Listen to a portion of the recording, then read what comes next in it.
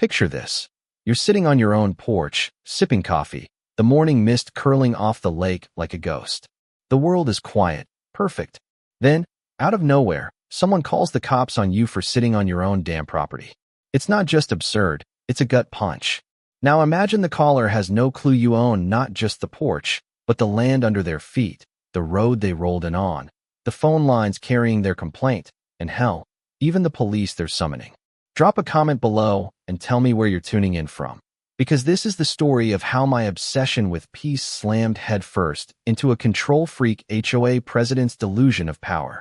Her name was Karen Whitaker, and she thought she ruled a gated kingdom called Crestwood Heights. She saw my old cabin as a stain on her pristine world. What she didn't know? Her whole empire was just a tiny leased corner of mine. Let me take you back to Willow Creek, a speck of a town in the Blue Ridge Mountains of North Carolina. It wasn't always called that. For nearly a century, it was Iron Hollow, a rough-and-tumble mining town built on one of the richest iron deposits in the state. My great-grandfather swung a pickaxe in those mines. But by the early 2000s, the iron was gone, the mining company bailed, and the town started dying. Population dropped to under 150. Buildings rotted. Streets cracked. It was a ghost town with a faint pulse. That's when I stepped in. I'd spent 2 decades in tech, turning a college side project into a global software giant. Sold it for more money than anyone should have, and found myself burned out, sick of the noise, the notifications, the endless grind. I craved silence, something real. So, through a web of shell companies under my holding company, Starhaven Holdings, I bought Iron Hollow lock, stock, and barrel. 35,000 acres of mountain land, the old mine, mineral rights, a crystal-clear lake, every crumbling building downtown, the shuttered theater, the rusted grain elevators. All of it. For 5 years, I poured my fortune into rebuilding. This wasn't just a facelift, it was a resurrection. We laid fiber optic cables for blazing internet, restored an old hydroelectric dam for clean power, set up a town council, and hired a manager to run it. Iron Hollow became Willow Creek, a high-tech haven for folks desperate to escape the city rat race. Starhaven kept ownership of the land, roads, utilities, everything. The town leased it all from me. I was the invisible landlord of an entire community, and I loved it that way. My only indulgence? A weathered log cabin on a quiet peninsula by the lake, built by my great-grandfather. No neighbors, just pine trees and the sound of water lapping the shore. It was my refuge, where I could be nobody, just a guy with a coffee mug and a book. Perfect. Until Crestwood Heights HOA decided my cabin was their problem. Crestwood was a glitch in the system. Back in the 80s, before the mine collapsed, the mining company sold a 250-acre chunk across the lake to a fancy developer.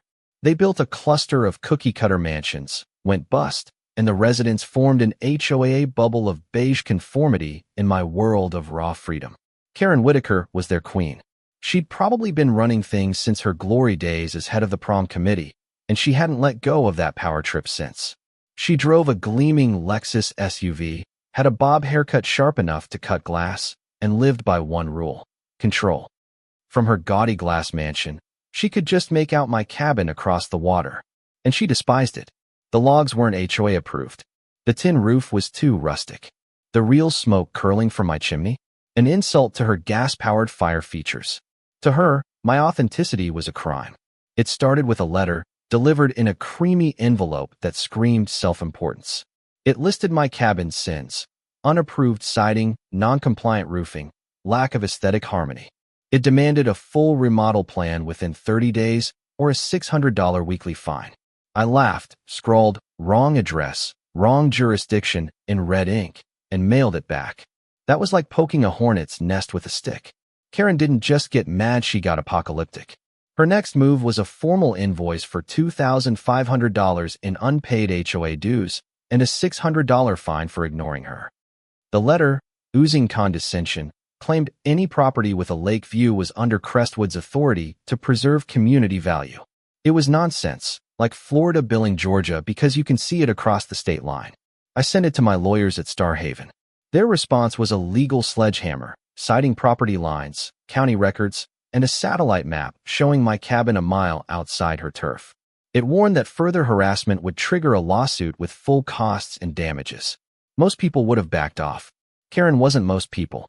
She was a zealot, fueled by a board of spineless enablers, a jittery retired accountant, a wannabe elite realtor, and a loyal sidekick who mirrored her every glare. They saw my lawyer's letter not as a stop sign, but as a dare. In a late-night emergency meeting, they rewrote their bylaws to declare any unsightly lakefront structure a public nuisance, subject to seizure. They were trying to steal my cabin. I got wind of this from my town manager, Tom, a no-nonsense guy I'd hired from a bigger city in Virginia. He called me, half laughing, half worried. "Mr. Stone," he said, using my public-facing alias, "the Crestwood crew just declared war on your cabin." He sent me a photo of their ridiculous new rule posted on their community board. I told him to watch it unfold. I still thought they were bluffing, posturing for their own egos. I was wrong. The showdown came on a crisp November morning in 2024. I was on my porch, book in hand, coffee steaming, the lake glassy under golden leaves. Then I heard tires crunching gravel on my private road. Karen's Lexus rolled up, followed by a landscaping truck. She stepped out with her sidekick and the accountant, who looked like he'd rather be anywhere else. The realtor was a smart man. Karen, in designer yoga gear, clutched a clipboard like a battle standard. "Good morning," she said, voice cold as ice. "Per our bylaws, we're here to take possession of this abandoned structure." I set my book down, looked her dead in the eye. "Karen, this is my land. My home. You're trespassing. Leave." She laughed, sharp and mean. "This isn't yours. It's a community eyesore. You can leave now, or we'll have you removed." She was standing on my land, on my road, trying to seize my house, threatening me with my own police force. It was almost poetic. "I'm staying," I said, sipping my coffee. "This is my home. You've got no power here." Her mask cracked, fury spilling out. "I knew you'd be trouble," she snapped, pulling out her phone. "I'm the HOA president. We have rules. You're in violation. I'm calling the police." She dialed 911 with a flourish, her ultimate power play. I leaned back, crossed my arms, and waited for the fireworks. Her call was a performance for the ages. "I'm reporting a trespasser at Crestwood Heights," she barked, giving my private road's address. "There's a man, possibly a squatter, in an abandoned building. He's refusing to leave. Yes, he's hostile." I hadn't moved an inch. "I'm the HOA president. This is our property. Send someone now." The dispatcher, Mary, a local I'd known since childhood, was working in a dispatch center my company built. I could imagine her smirk as she typed it up. Karen hung up, triumphant. "The police are coming. Last chance to leave." I smiled. "I'll wait. This should be fun." The next 20 minutes were electric.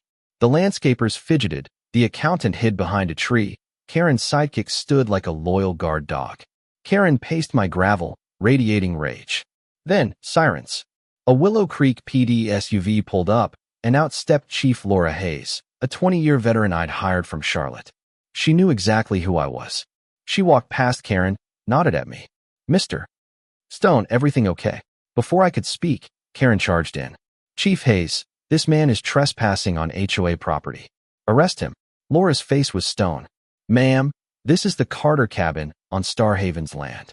It's not in your HOA. You're the ones trespassing." Silence hit like a thunderclap. The landscapers dropped their tools and backed away. The accountant looked ready to bolt. Karen turned red. "That's impossible. Our bylaws, your bylaws don't apply here," Laura cut in. "This is private property. I suggest you leave before Mr. Stone presses charges." Karen froze. For the first time, she looked at Minute as a nobody, but as a question mark. Who was I? Why did the chief know my name? Why was she so calm? My quiet smile unnerved her more than any threat could.